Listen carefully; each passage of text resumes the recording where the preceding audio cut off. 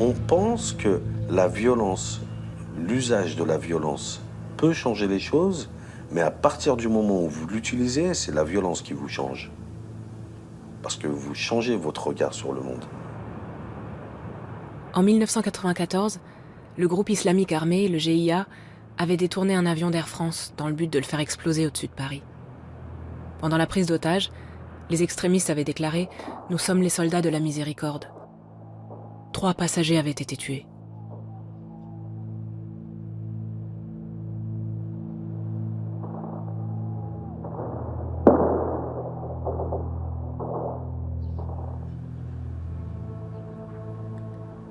David était membre du GIA. À l'époque, il était totalement convaincu par le djihad. Rien n'est plus dur pour un être humain que de réaliser qu'il s'est trompé.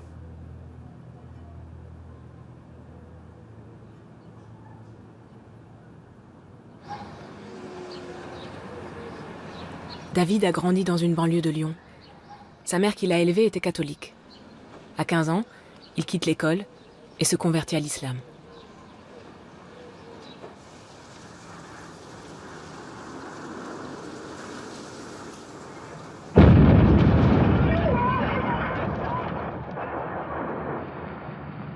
Et à 19 ans, j'entends qu'en Yougoslavie, il y a des crimes contre les femmes, les enfants, les civils.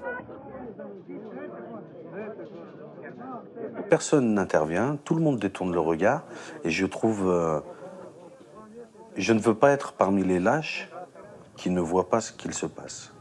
Donc je décide d'aller là-bas pour combattre.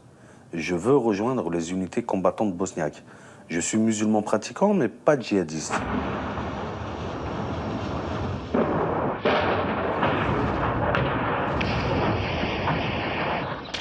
Sur place, je me rends compte que ça ne suffit pas. Je peux mourir dans une demi-heure. Je me rends compte que être humaniste ne va pas suffire. Il va falloir une autre idéologie pour ne plus avoir peur de mourir. C'est comme ça que je deviens djihadiste. Parce que lorsque vous êtes djihadiste, vous n'avez pas peur de mourir. Vous souhaitez mourir.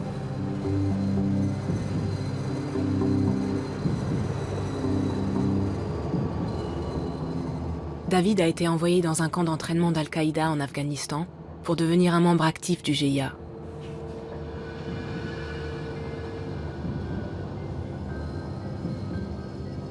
Mon rôle consistait à mettre en place un réseau. Donc j'ai été chercher de l'argent en Angleterre, en Hollande.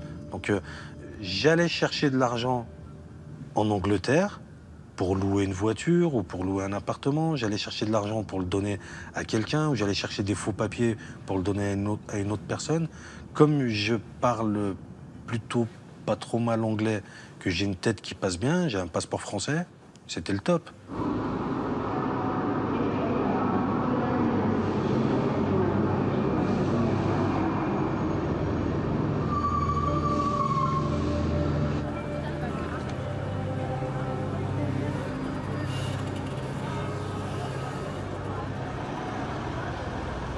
Postes médicaux d'urgence traitent actuellement les blessés qui ont pu être sortis de la station Saint-Michel. Un chirurgien du Val-de-Grâce opérerait également sur le quai même où a eu lieu l'explosion, les personnes les plus touchées. Actuellement, au total, on recenserait 4 morts, 30 blessés, dont 10 grièvement. L'explosion qui a détruit une rame du RER B en direction de Saint-Rémy-les-Chevreuses a eu lieu en pleine heure de pointe. Et que les pompiers ont pu accéder aux blessés. J'étais au volant de ma voiture quand j'entends parler de cet attentat la première fois. Et, il a fallu que je m'arrête sur le bas-côté parce que je sais qui a fait ça. Et je sais que ça ne fait que commencer. Mi-août, deuxième attentat, place de l'Étoile. Il y a 17 blessés. Aucune revendication, le GIA, groupe islamiste armé, est cependant le premier suspect. Le 26 août, un engin explosif est découvert sur la voie du TGV près de Cailloux-sur-Fontaine, à 25 km au nord de Lyon. L'enquête a conduit à l'arrestation de David et des autres membres du GIA. Dans leur chambre, les policiers découvriront des armes, mais aussi des fils, des composants électroniques, tout ce qui est nécessaire à la fabrication d'une bombe. Comme leurs frères musulmans extrémistes, David et Joseph ont épousé l'islam comme on épouse une révolution. Je pense à chaque minute que les policiers vont me tuer. Ils vont me jeter dans l'escalier, ils vont me mettre une balle. Je suis sûr de ça. Et pendant 4 jours, je n'ai pas été torturé. On m'a envoyé un médecin pour s'assurer que je n'ai pas été maltraité. On m'a commis un avocat d'office. On m'a respecté en tant qu'être humain. Et au bout des 4 jours, je suis surpris de ne pas avoir été torturé, de ne pas avoir été tué. Parce que je suis sûr que c'est ça qu'ils allaient me faire. Et ça me parle.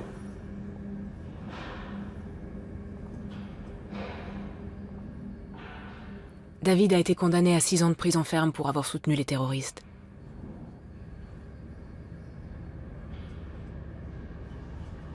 J'avais pas de parloir, pas de visite, pas de mandat, pas de courrier, aucun contact avec l'extérieur. Ma famille ne veut plus entendre parler de moi. Mes amis sont soit morts, soit en zone de guerre, soit en prison. Donc je ne reçois pas de courrier, pas de lettres, pas de visite, pas de... à l'ancienne.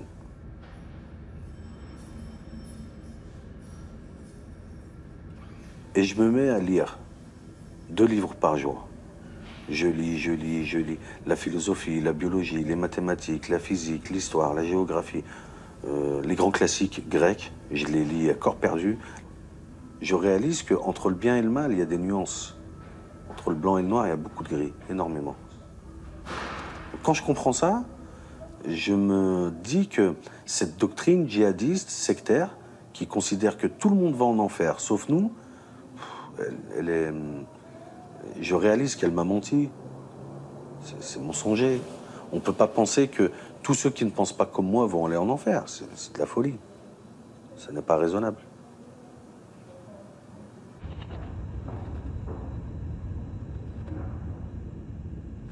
David arrête de croire au djihad. Au bout de 4 ans et demi, il est remis en liberté. Prêt à prendre un nouveau départ, sans famille ni amis. Sa solitude extrême le pousse finalement à réagir.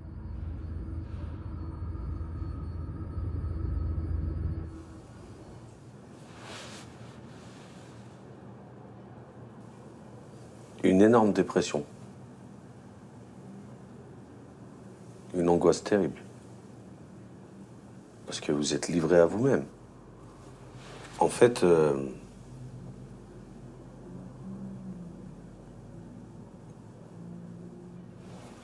je vais vous dire la vérité. Quand je sors de prison, je suis complètement déconnecté. L'angoisse est telle que je veux tirer un trait sur tout ça. Quand vous revenez de tout ça, que vous vous défaites de cette idéologie, le plus dur est par quoi la remplacer? Ce vide, qu'allez-vous mettre à la place? Et c'est la mère de ma fille qui me sauve la vie dans cette histoire. C'est cette rencontre qui est déterminante. Ça ne prend corps que petit à petit. Ça ne devient effectif que petit à petit.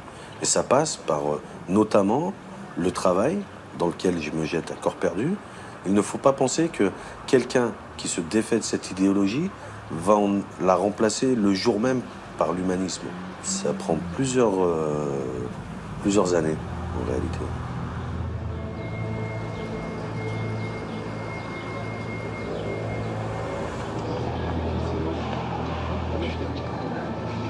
Restez par là, restez sur place, là. Monsieur, c'est vous là. Ils ont commencé par le policier. Il fallait le neutraliser et ensuite ils ont abattu l'ensemble de l'équipe de rédaction.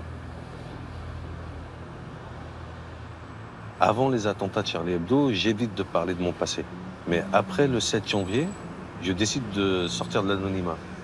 Je décide de participer au débat. Parce que le message s'est fermé là. C'est ce qu'on veut nous dire. Taisez-vous. La liberté d'expression, c'est fini. Et vous allez arrêter de blasphémer. Alors que c'est la culture française, le blasphème. Ça fait partie de la caricature, le blasphème, ça fait partie de notre culture. On ne peut pas l'accepter.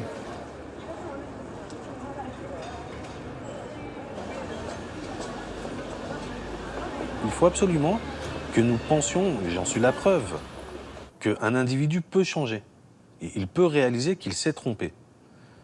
Donc, si nous pensons que cette idéologie fabrique des individus irrécupérables, c'est qu'elle a gagné déjà. Et nous avons perdu. Et hors de question d'admettre ça, hors de question. Jamais.